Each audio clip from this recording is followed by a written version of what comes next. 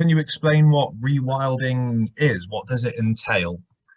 So rewilding is allowing the land to return to a state of self-governance, in a sense that it does know what it's doing, actually. It doesn't need our intervention, and it can function very well on its own. That isn't to say, however, that we don't have a place in our ecosystems. We can have significant impact upon them in positive or negative ways.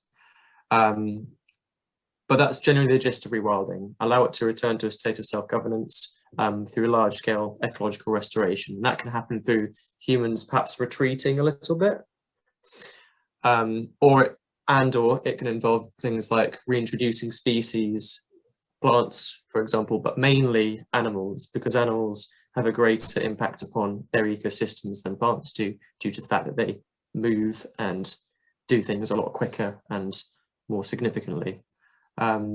Wolves, for example, predators have a significant impact.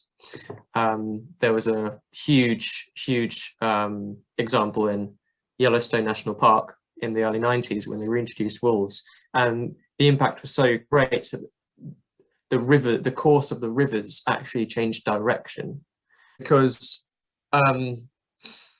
before the wolves got there, well, they had been there for hundreds of thousands of years, but we, as Europeans, killed them all.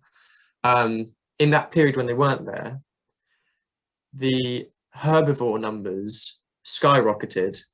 There's nothing to control their population. What that means is nothing controls it, but also it means that they can just stay where they want for however long they want to.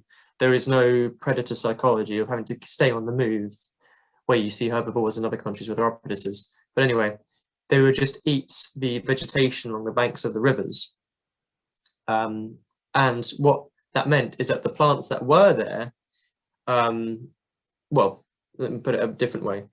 Plants retain soil. They strengthen the banks of rivers with their roots.